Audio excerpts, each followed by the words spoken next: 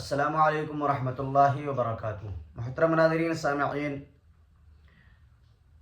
قربانی کا ایام بالکل قریب ہے، تو بہت سارے ساتھیوں نے درخواست کی ہے کہ مختصر طور پر قربانی کے فضائل کو بیان کیا جائے۔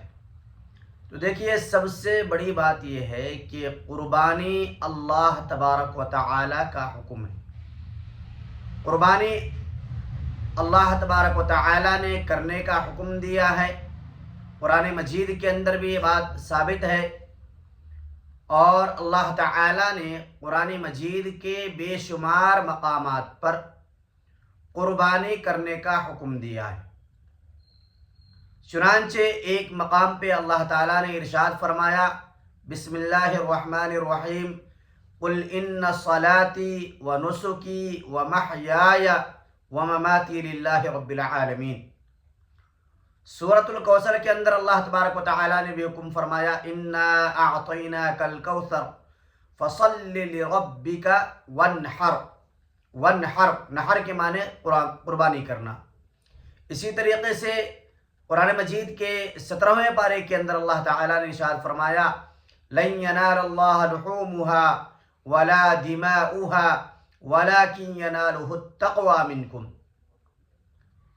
یعنی اللہ تبارک و تعالیٰ کے پاس تمہاری قربانی کا نہ گوشت جاتا ہے، نہ اس کا خون جاتا ہے، نہ پوست جاتا ہے، بلکہ اللہ تبارک و تعالیٰ تمہارے دل کو دیکھتے ہیں کہ تمہارے دل میں کیا ہے۔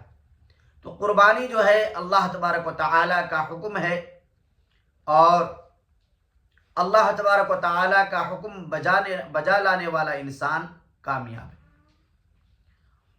قربانی کرنے سے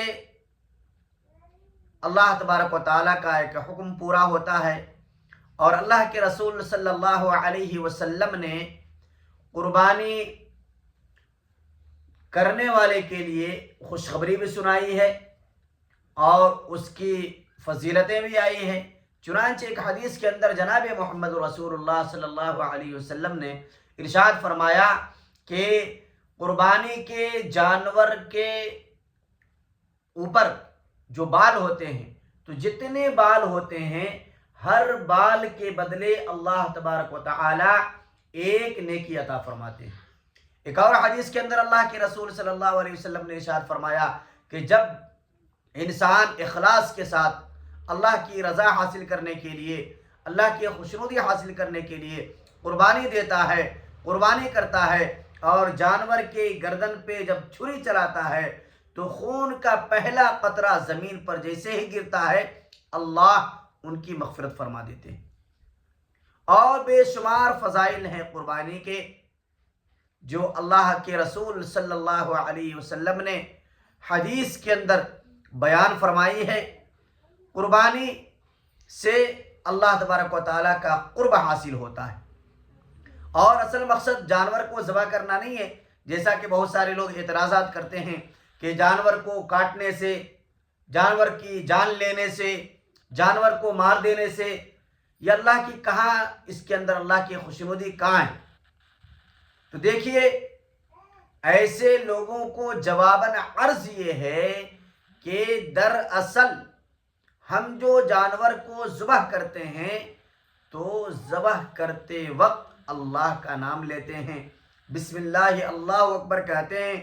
تو اس کا مقصد یہ ہوتا ہے، ہم یہ کہہ رہے ہوتے ہیں کہ ہم تمہیں نہیں کاٹ رہے ہیں، بلکہ اللہ کا حکم ہے کاٹنے کا، اس لیے ہم کاٹ رہے ہیں، اللہ کا فرمان ہے کاٹنے کا، اس لیے ہم کاٹ رہے ہیں۔ اسی وجہ سے ہم اللہ کا نام لے کر کے کاٹتے ہیں۔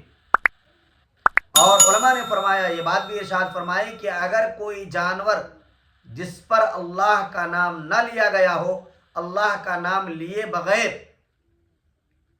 اگر کسی جانور کو ذبح کیا گیا، تو اس کا گوشت ہمارے لیے حلال نہیں ہوتا ہے، کیونکہ وہ اللہ کے نام پر نہیں ہوا، اس میں اللہ کی خوشنودی اور اللہ کا نام داخل نہیں ہوا، تو جس کی وجہ سے اس کا استعمال کرنا بھی درست نہیں ہے۔ تو دراصل قربانی کا مقصد اللہ کا قرب حاصل کرنا ہے، اور اللہ تبارک و تعالیٰ نے اپنی قربت کا ذریعہ اس قربانی کو بنایا ہے جانور کو ذبح کرنے کو بنایا ہے، اس لیے ہم اس عمل کو انجام دیتے ہیں۔ اگر اللہ کا حکم یہ آ جائے کہ تم اپنی جان کا نذرانہ پیش کر کے اللہ کا قرب حاصل کرو، اللہ کی خوشنودی حاصل کرو، تو انشاءاللہ مسلمان اس کے لیے بھی تیار ہو جائیں گے۔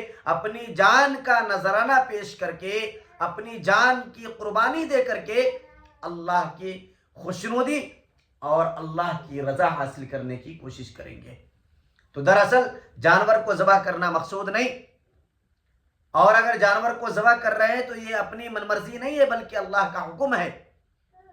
اللہ کا حکم بھی ہے اور اللہ کی خوشنودی اس جانور کے ذبح کرنے میں شامل بھی ہے، جس کی وجہ سے ہم اس جانور کو ذبح کرتے ہیں۔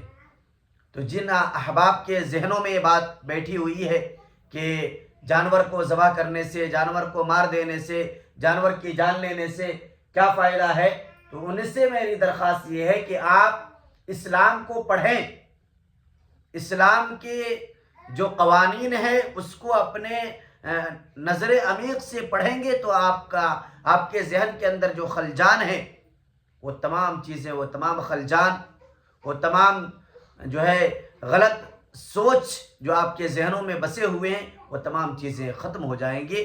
دراصل بات یہ مجھے یہ بتانی ہے کہ قربانی اللہ کا حکم ہے، اللہ تعالیٰ نے اپنی خوشنودی کا ذریعہ اس میں بتایا ہے، اس لیے ہم اس کو جانور کو ذبح کر رہے ہیں۔ اور اگر اللہ کسی اور چیز میں بتا دے تو ہم اس کے لیے بھی تیار رہیں گے انشاءاللہ۔